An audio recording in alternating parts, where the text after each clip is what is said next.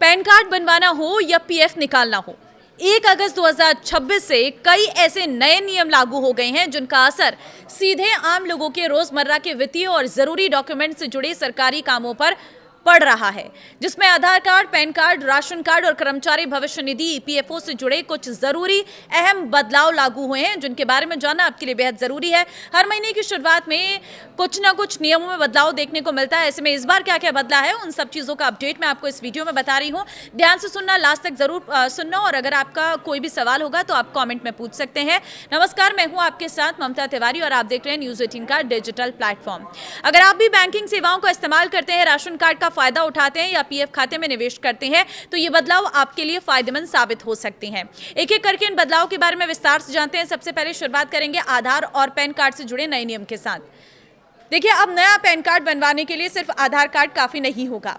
याद रखिए, जन्म तिथि के प्रमाण के लिए जन्म प्रमाण पत्र, वोटर आईडी या अन्य वैध दस्तावेज देना जरूरी होगा।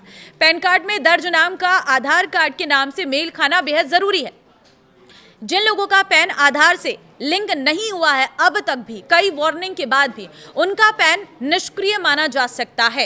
तो आपका पैन फिर किसी काम का नहीं रहेगा, वो किसी में इस्तेमाल आप नहीं कर पाएंगे अगर आपने अभी तक अपने पैन कार्ड को आधार कार्ड के साथ लिंक नहीं किया है, क्योंकि बहुत सारी वार्निंग्स भी आ चुकी है, बहुत बार सरकार ने अवेयर भी कर दिया, लेकिन उसके बावजूद भी अगर आपने लापरवाही की है तो फिर इसका भुगतान आपको करना पड़ेगा। तो पैन कार्ड और आधार कार्ड को लेकर ये कुछ नए नियम है।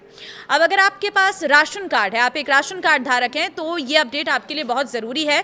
देखिए, कई राज्यों में राशन कार्ड व्यवस्था को पहले से और अधिक पारदर्शी बनाने के लिए अलग अलग रंग, कोड और श्रेणियों का इस्तेमाल किया जाएगा।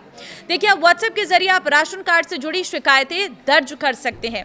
अगर आपके राशन कार्ड में नया नाम जोड़ना है या राशन डीलर आपको राशन नहीं दे रहा है, कोई भी राशन कार्ड से जुड़ी आपको समस्या आ रही है, तो आप व्हाट्सएप पर भी शिकायत दर्ज कर सकते हैं। अगर आपको व्हाट्सएप नंबर जानना है तो आप राशन कार्ड की ऑफिशियल वेबसाइट पर चले जाइए, वहां पर व्हाट्सएप नंबर आपको मिल जाएगा, जिससे आप बहुत आसानी से घर बैठे अपनी शिकायत दर्ज करा सकते हैं। राशन का लाभ जारी रखने के लिए सभी सदस्यों का आधार आधारित ई-केवाईसी करवाना जरूरी है। अगर ई-केवाईसी नहीं करवाया है तो आपको राशन मिलने में दिक्कतें आ सकती हैं।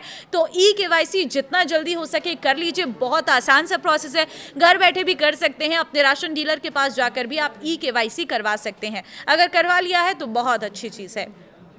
अब बात करते हैं ईपीएफओ के नियम, क्योंकि ईपीएफओ के बहुत सारे नियम बदल चुके हैं। जुलाई से लेकर अगस्त तक में काफी सारे बदलाव हुए हैं। ईपीएफओ ने पीएफ निकासी के लिए पहले मौजूद 13 श्रेणियों को घटाकर अब 3 कैटेगरी कर दिया गया है।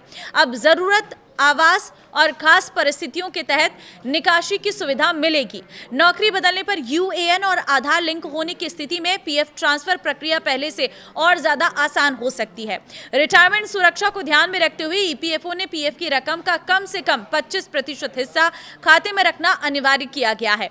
वहीं छोटे पीएफ दावों के लिए ऑटो सेटलमेंट की सीमा बढ़ाकर अब 5 लाख रुपए कर दी गई है।